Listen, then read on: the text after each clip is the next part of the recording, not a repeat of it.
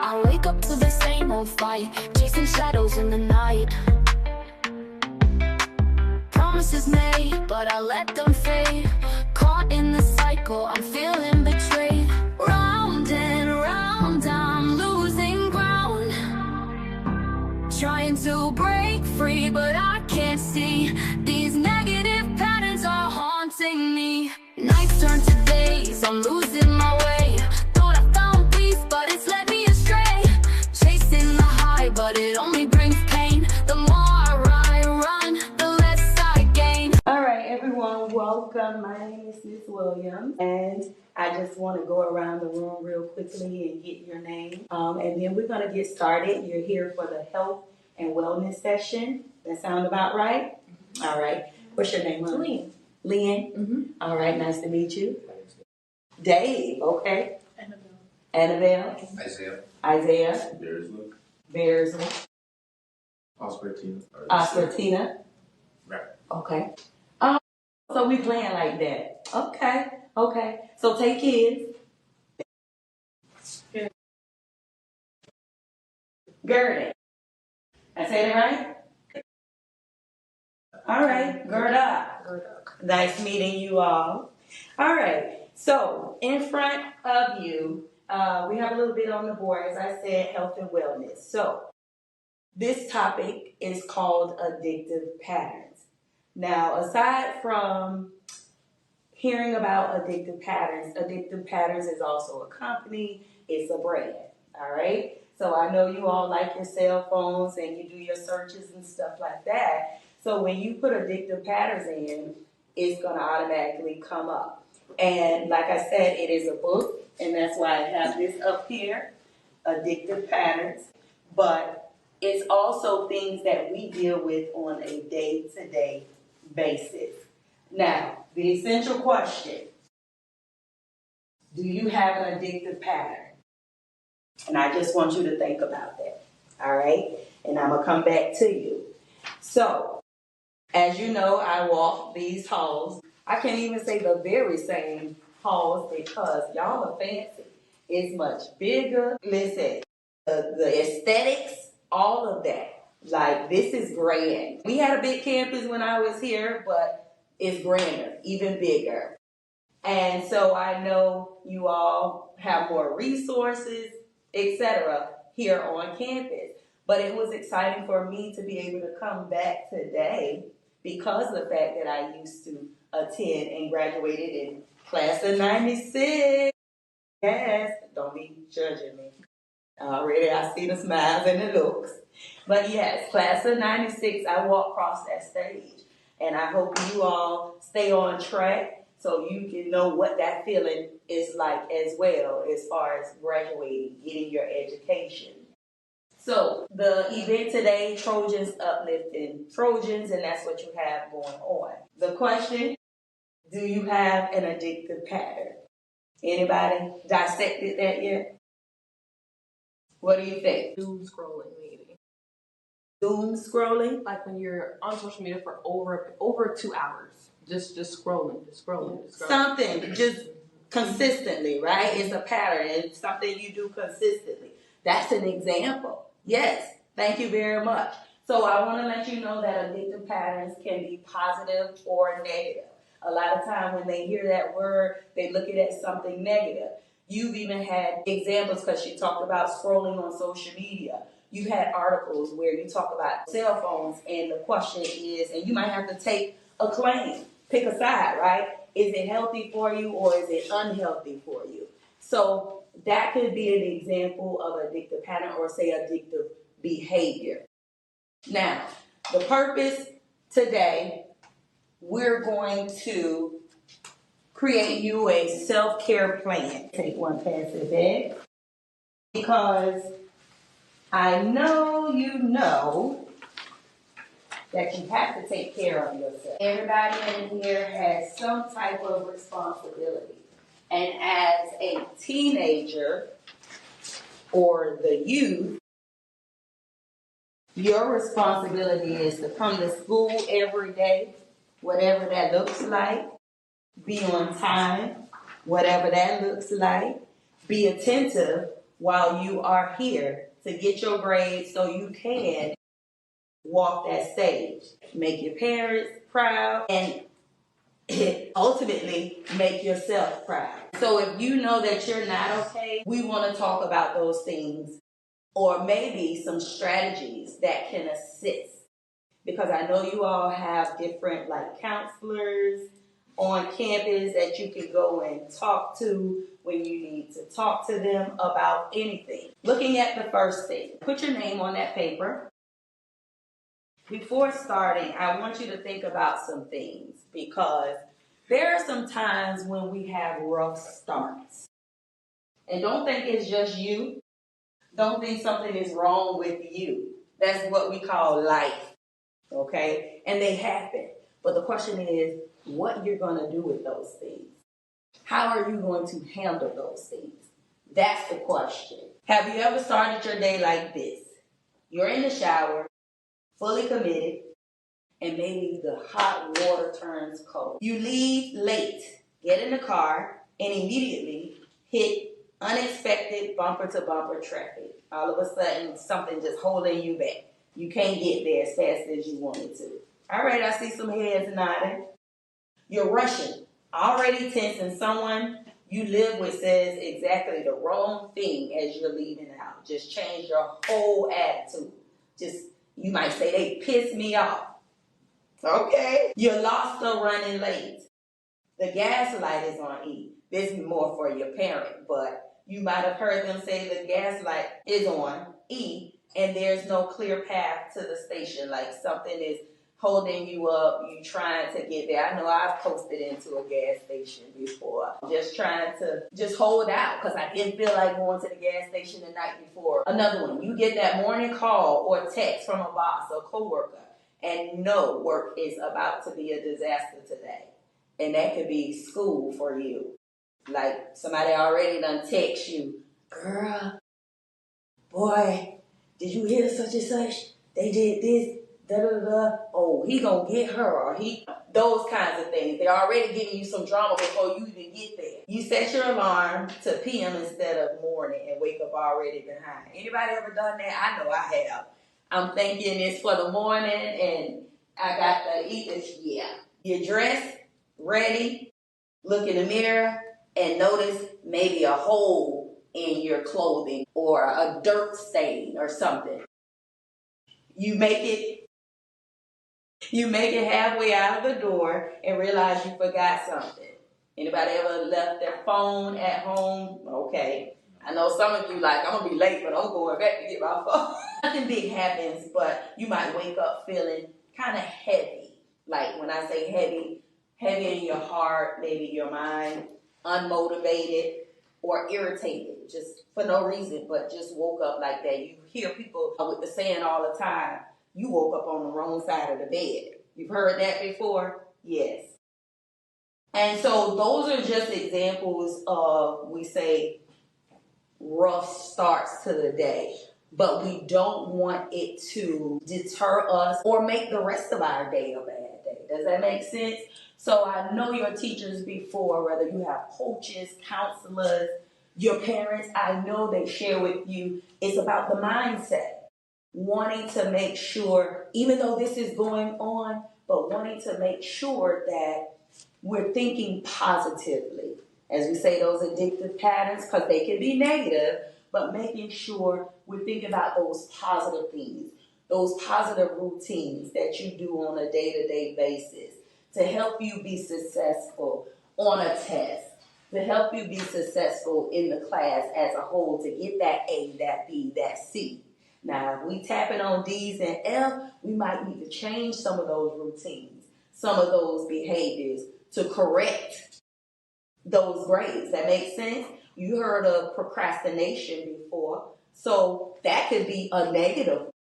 But changing those habits, trying to be, one, consistent, trying to keep up with whatever the assignment instead of waiting to the last minute, that could be the positive. Staying on top of your work.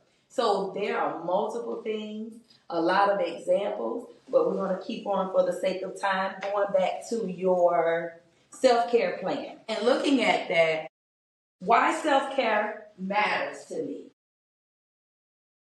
Can someone tell me, and this is where I would like to have class participation to get us through this.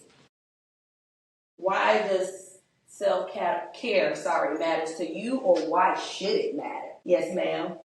Good afternoon, everyone. My name is Annabelle Frederick, and self-care is important to me because it could relieve stress or anything you have been taking on throughout the week that you could express. I like that. Girl, you sound like you getting ready to do a debate. You on the debate team? You sure you not? Okay. I like that. Anyone else? Okay. Self-care matters to me because when you take care of yourself, you perform better in all of your daily duties, or like in class, or even in your workspace. When you take care of yourself, and it shows and it radiates to other people as well. Radiates. Okay, we got another one. It helps contain a positive mindset. Yes, you've heard the saying Maya Angelou, who was the writer and author. She said, if you look good, you feel good, you're going to do good.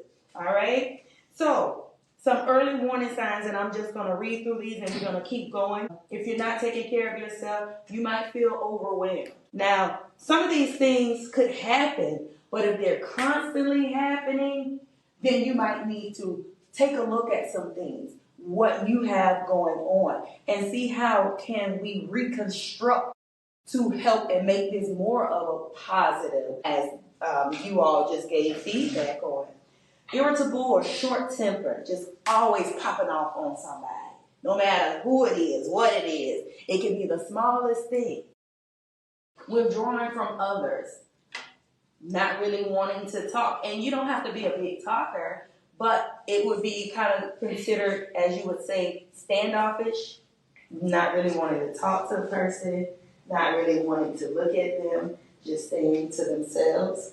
Trouble sleeping. Just always up.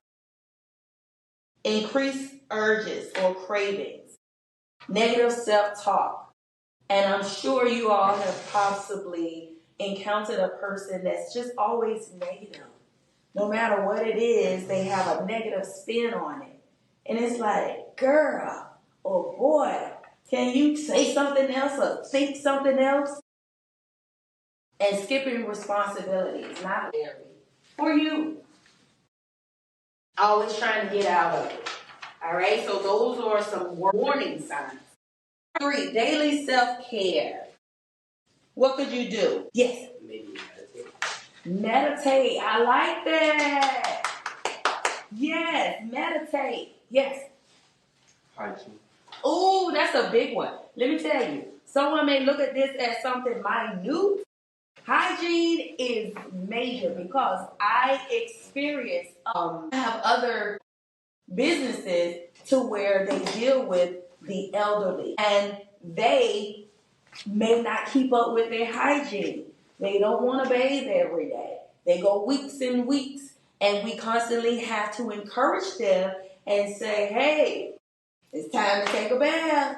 Hey, when the last time? And you would think like at a certain age, right, you shouldn't have to be told, but that's an actual thing. So I just wanted to elaborate on that because that's good. Yeah, so just those small things help contribute to that positive mindset. Weekly self-care. What could that be? Going out. Yes, letting your hair down with your homeboys, your homegirls. Yes. Or maybe going to get your hair and nails done for us ladies, fellas, going to get your hair cut. Something as simple as that. Weekly self-care, your grooming. All right, emotional self-care. What comes to mind when we talk about the inner? Emotional self-care. Making sure that you speak with, like a trusted person of yours about how you're feeling, so you can just release. Release. He mentioned, one of them mentioned meditation. So that's another one.